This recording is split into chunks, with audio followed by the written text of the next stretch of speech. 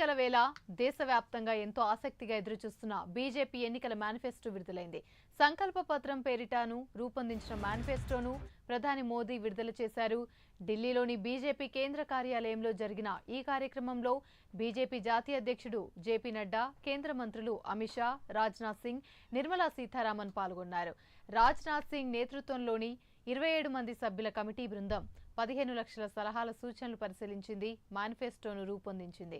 14 అంశాలతో రూపొందించిన బీజేపీ మేనిఫెస్టోలో ముఖ్యాంశాలు ఇప్పుడు చూద్దాం.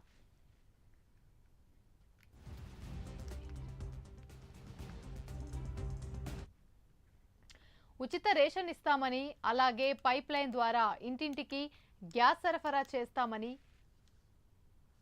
వన్ నేషన్ వన్ ఎలక్షన్ దిశగా చర్యలు తీసుకుంటామని, దేశ నలుమూలలకు బుల్లెట్ రైలు నడుపుతామని, 3 కోట్ల మంది మహిళలను లక్షాధికారులను మార్చేలా ప్రణాళిక అమలు చేస్తామని, ముద్ర రుణాల పరిమితి 20 లక్షలకు పెంచుతామని మేనిఫెస్టోలో ప్రకటించారు. 70 ఏళ్ల పైబడిన వారికి 5 లక్షల వరకు ఉచిత వైద్యం, 3 కోట్ల ఇళ్ల నిర్మాణం, ప్రకృతి వ్యవసాయానికి ప్రాధాన్యత, అన్ని రంగాల్లో అభివృద్ధి పరిచేలా మేనిఫెస్టో రూపొందించారు. మేనిఫెస్టోను విడుదల చేసిన సందర్భంగా ప్రధాని మోడీ ఒకంత ఉద్వేగంగా మాట్లాడారు. యువత, పేద మహిళల వర్గాలకు ప్రాధాన్యతనిస్తూ బీజేపీ మేనిఫెస్టో యువత ఆకాంక్షను ప్రతిబింబిస్తుందన్నారు.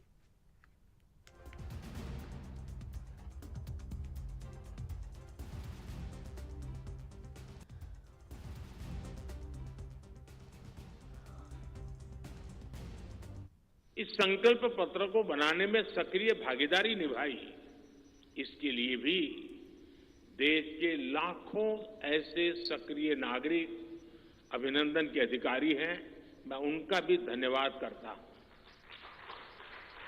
साथियों, पूरे देश को भाजपा के संकल्प पत्र का बहुत इंतजार रहता है और इसका एक बड़ा कारण है, 10 वर्षों में भाजपा ने अपने संकल्प पत्र के हर बिंदु को गारंटी के रूप में जमीन पर उतारा है।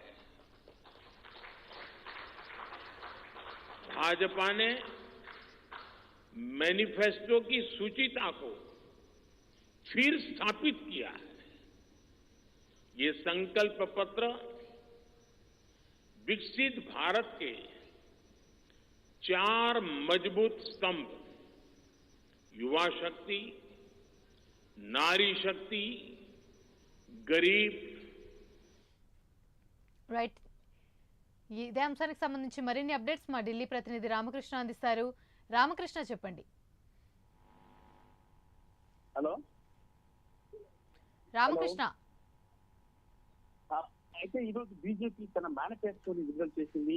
చాలా కీలకమైన అంశాలు ఈ మేనిఫెస్టోలో కూడా పొందుపరిచింది. ముఖ్యంగా చూసుకున్నట్టుగైతే మాత్రం 14 అంశాలు దీనిలో పొందుపరిచారు.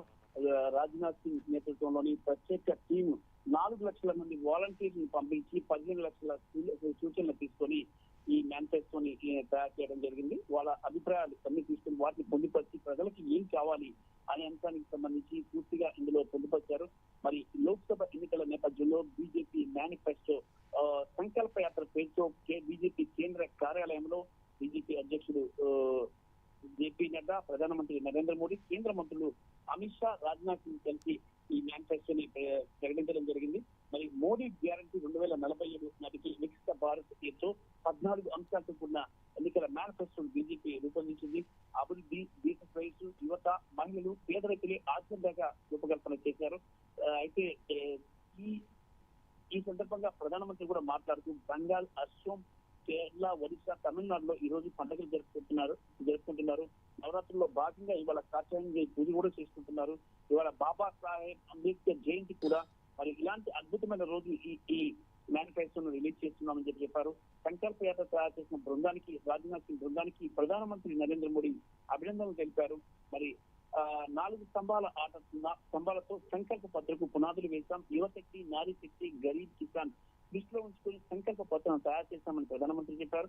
మరి ఈ 10 ఏళ్లలో 25 కోట్ల మంది పేదరికం నుంచి బయటకు తీసుకొచ్చాం. మోడీ పేదల సంక్షేమం కోసం అనేక కార్యక్రమాలు అమలు చేస్తున్నారు.